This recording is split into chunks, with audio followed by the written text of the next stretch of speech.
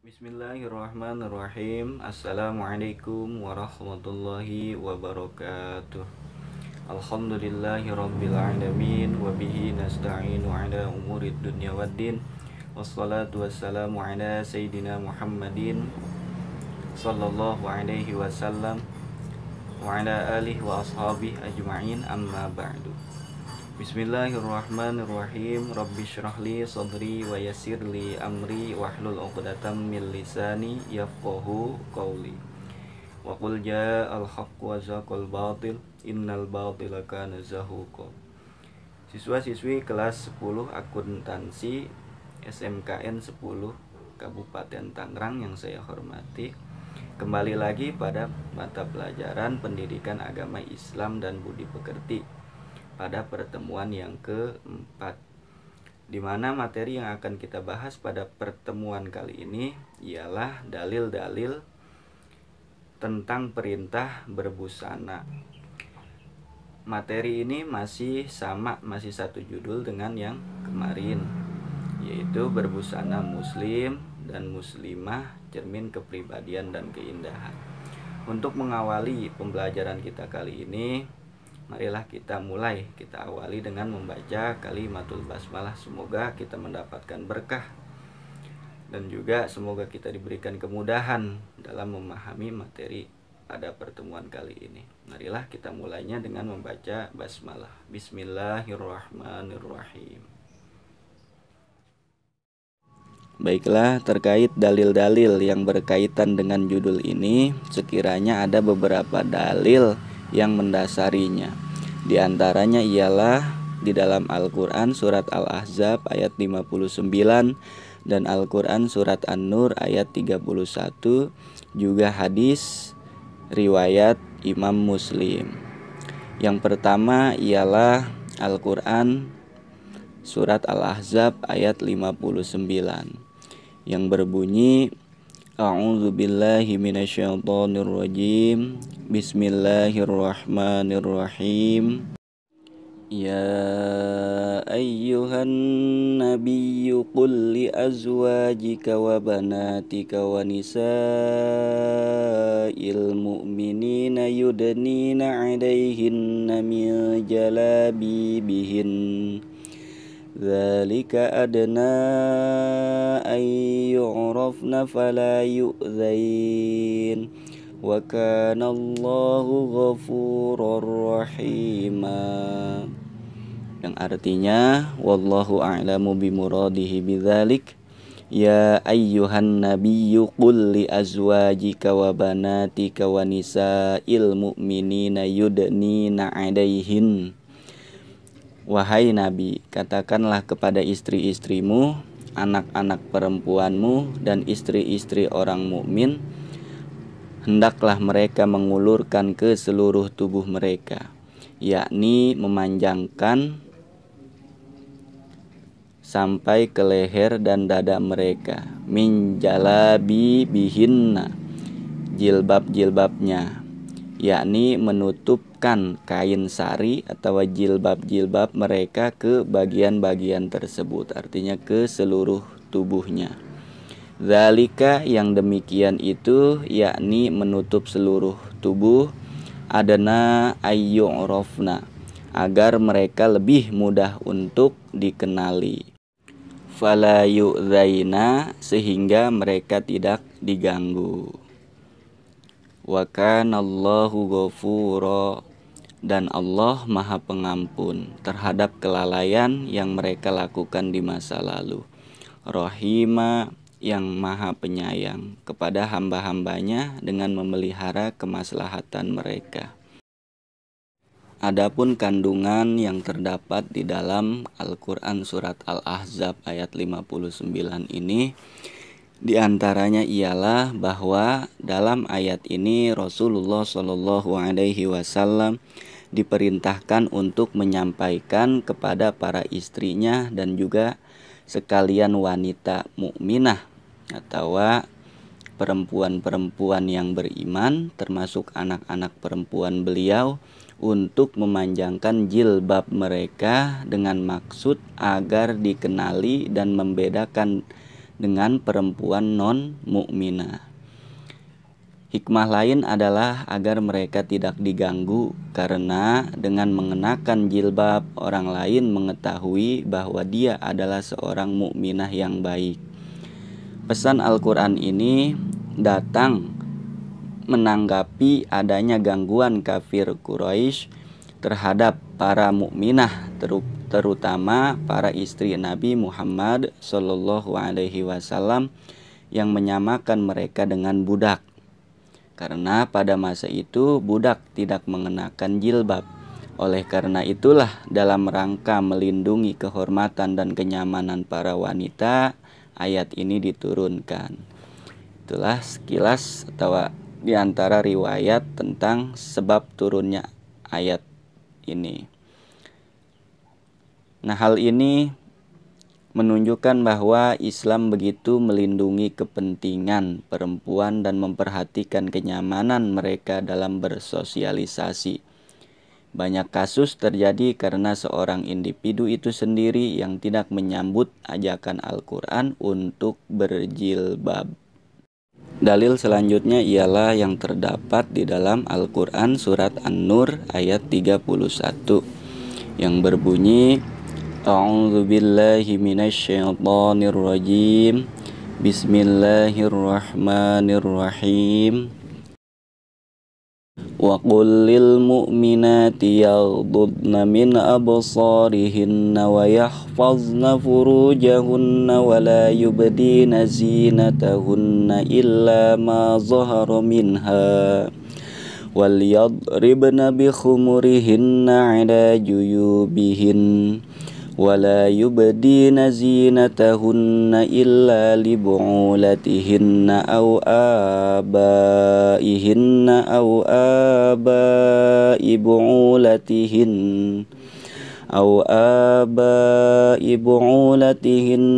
أو أبنائهن أو أبناء بعولتهن أو إخوانهن أو بني إخوانهن أو بني أخواتهن أو نسائهن أو ما ملكت أيمانهن أو التابعين غير أولي الإربة من الرجال أو الطفل الذين لم يظهروا على عورات النساء ولا يضربن بأرجلهن ليعلم ما يخفين من زينتهن وتوبوا إلى الله جميعا أيها المؤمنون لعلكم تفلحون, yang artinya wallahu a'lamu bimuradihi bidzalik. Wa qul lil mu'minati yaghdudna min absarihinna, dan katakanlah kepada para perempuan yang beriman agar mereka menjaga pandangannya, wa yahfazna furujahunna, dan memelihara kemaluannya, wala yubdina zinatahunna illa ma zahara minha, dan janganlah menampakkan perhiasannya, yakni aurat-auratnya, kecuali yang biasa terlihat. Wal yadribna bikhumurihinna ala juyubihin, dan hendaklah mereka menutupkan kain kerudung ke dadanya. Wala yubdina zinatahunna illa libu'ulatihin, dan janganlah menampakkan perhiasannya atau auratnya kecuali kepada suami mereka, au abaihinna, atau kepada ayah mereka, au abai bu'ulatihinna, atau kepada ayah suami mereka, au abnaihinna, atau kepada putra-putra mereka, au abnai bu'ulatihinna, atau kepada putra-putra suami mereka, au ikhwanihinna, atau kepada saudara-saudara laki-laki mereka, au bani ikhwanihinna, atau kepada putra-putra saudara laki-laki mereka, au bani akhwatihinna, atau putra-putra saudara perempuan mereka, au nisaihinna, atau kepada para perempuan sesama muslim mereka, au ma malakat aimanuhunna, atau hamba sahaya atau budak yang mereka miliki, awit tabi'ina ghairi ulil irbati minar rijali, atau para pelayan laki-laki yang tua yang tidak mempunyai keinginan terhadap perempuan, awit tiflil ladzina lam yazharu ala auratin nisa, atau anak-anak yang belum mengerti tentang aurat perempuan, wala yadribna bi arjulihinna liyu'lama ma yukhfina min zinatihinna, dan janganlah mereka menghentakkan kakinya agar diketahui perhiasan yang mereka sembunyikan. Watubu ilallahi jami'an ayyuhal mu'minuna la'allakum tuflihun, dan bertaubatlah kamu kepada Allah, wahai orang-orang yang beriman, agar kamu beruntung. Al-Quran Surat An-Nur ayat 31.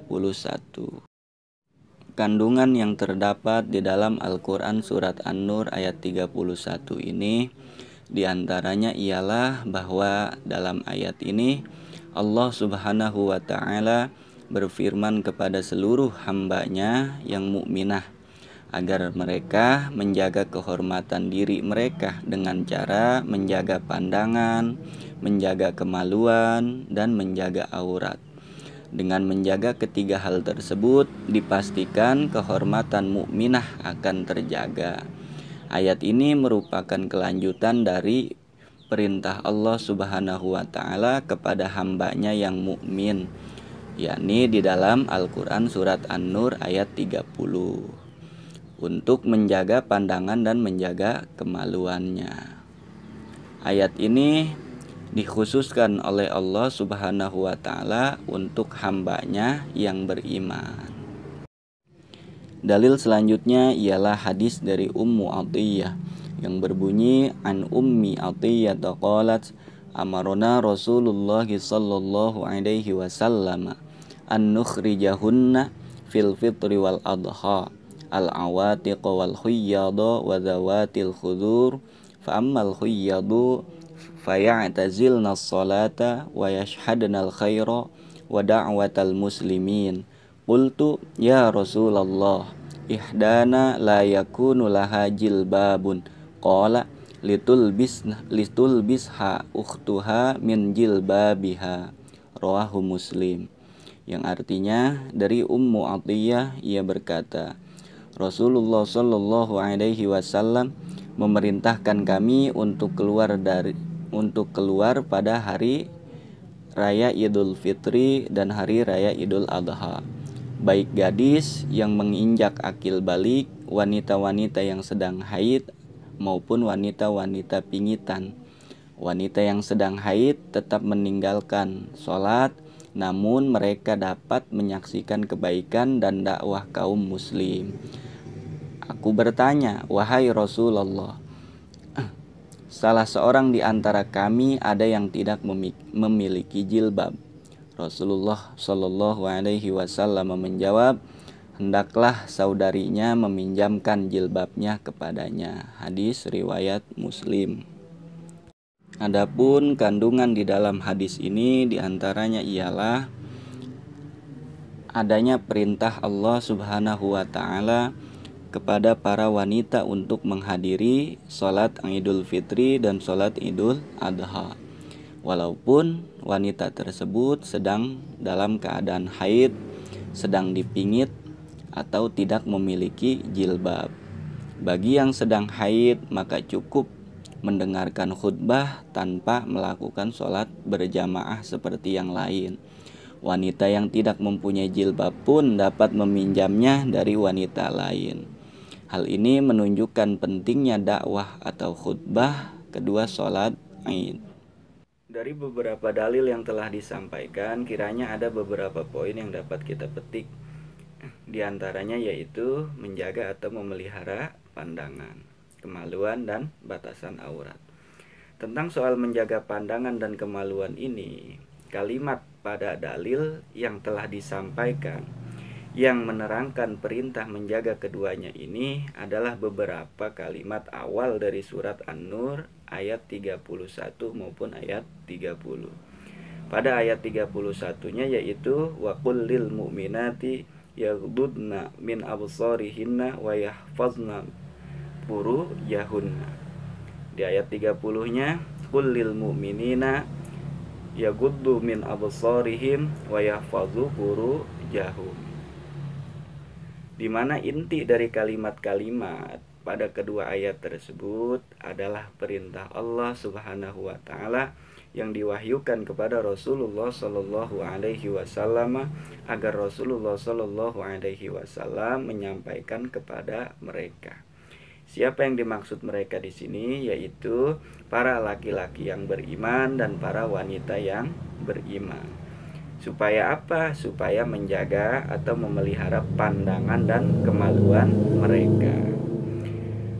Maksud menjaga pandangan di sini adalah menjaga pandangan terhadap sesuatu yang tidak dihalalkan bagi kita untuk melihatnya, atau menjaga pandangan dari hal-hal yang diharamkan untuk kita lihat.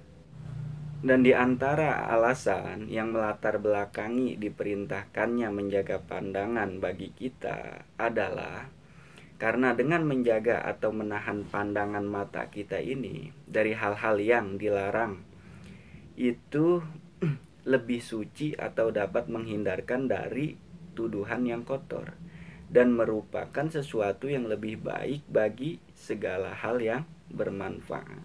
Dzalika azka lahum. Juga karena pandangan mata kita ini merupakan perantara zina, penuntut kefasikan, dan musibah yang ditimbulkannya pun adalah lebih besar. Dan juga perlu kita ketahui bahwa mata adalah jendela hati, di mana ketika salah mengarahkannya maka berpotensi merusak keimanan kita. Artinya jika mata kita cenderung melihat hal-hal yang dilarang, hasilnya langsung ditangkap oleh hati, hasilnya akan langsung direkam oleh hati dan dapat merusak hati. Jika hati ini sudah kacau, maka perangai atau tingkah laku kita pun akan kacau atau rusak. Mengapa? Karena hati kita ini adalah penggerak seluruh anggota tubuh kita ini. Jika hatinya bagus, maka perangai atau perbuatan yang akan ditimbulkannya pun akan bagus atau baik. Jika buruk, maka akan rusak atau buruk atau kacau perangainya. Ala inna fil jasadi mudghah idza saluhat saluhal jasadu kulluh wa idza fasadat fasadal jasadu kulluh ala wahyal qalbu. Gitu. Paham ya?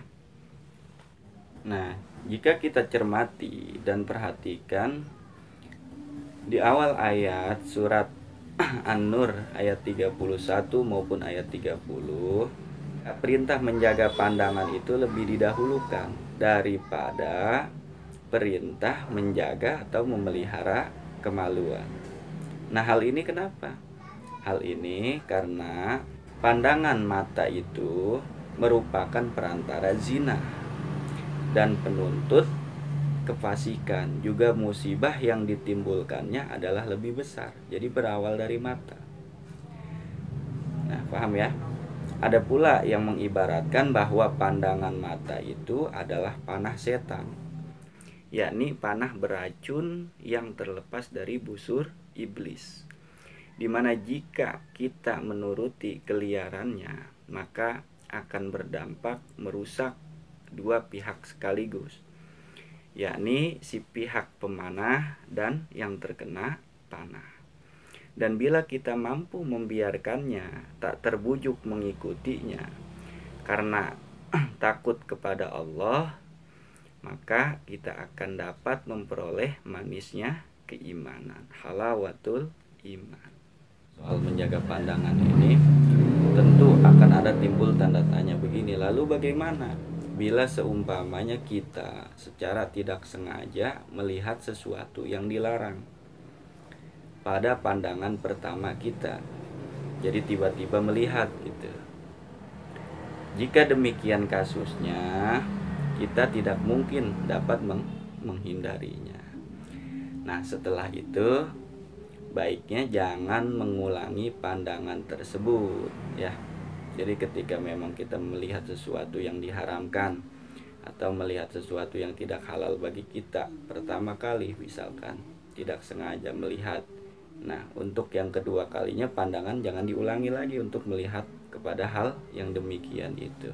Hal ini sebagaimana sabda Nabi, bunyinya, ya Aliyu la tattabi'in nazratan nazrah fa inna lakal ula wa laysat lakal akhirah, yang artinya, wahai Ali, berbicara kepada Sayyidina Ali, wahai Ali, janganlah kamu mengiringi atau mengikuti pandangan dengan pandangan yang lain. Maksudnya pandangan pertama kemudian dilanjut dengan pandangan yang berikutnya, karena sesungguhnya bagimu hanyalah pandangan yang pertama dan pandangan yang berikutnya tidak ada hak bagimu.